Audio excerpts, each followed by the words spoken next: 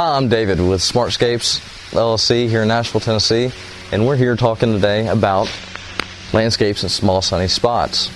When I think about small sunny spots, I think about patios and little accent areas that are scattered throughout a person's landscape. So I'm going to start off with a sunny spot.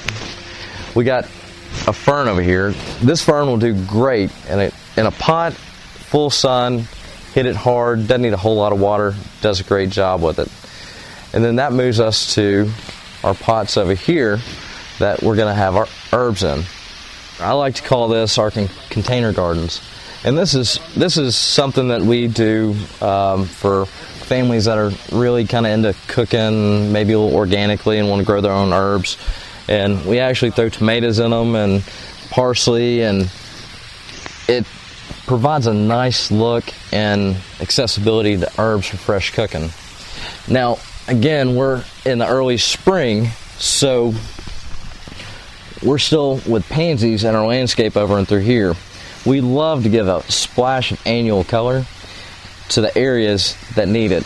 Kind of the areas that you want to draw a little attention to, and maybe a small area like this.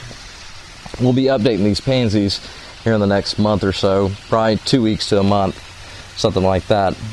Another thing that does real well in a landscape in small sunny areas is Mondo Grass. And here you'll find some of the Mondo Grass we have planted in through here. It makes a nice ground cover. Over a period of time it packs in real dense. And then also there's some dianthus back behind it to get some color. Now what you're finding in this particular landscape is a combination of things that gives you texture, style, color, and it works out great.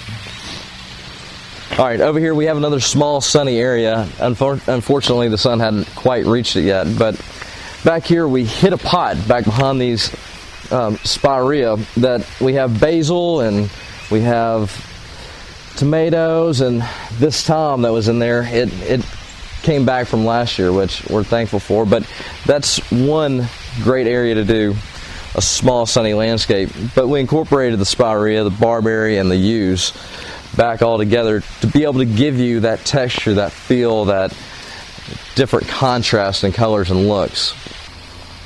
Over here you'll find that we have a mixture of several different things. Like I said, we're making it fun for the kids. We have some ground cover in through here. We incorporated rocks. Sometimes rocks are a nice little additive to a landscape. But you'll find strawberries and mint, and there's blueberries, grapes over on the back of the wall. And the mint, you gotta love it, but it scatters all over the place. So you see it all over the place. Also, if you'll notice, there's a little brown pipe sticking up out of the pine needles over there. We went ahead and incorporated our irrigation in on this area as well to be able to give a better fruit and a longer productivity. The last thing we're going to cover on small sunny spots is perennials. For example, right here, these are Stella Dior daylilies, and they do a great job, take full sun. They'll bloom all season long, and they have great color with minimal maintenance.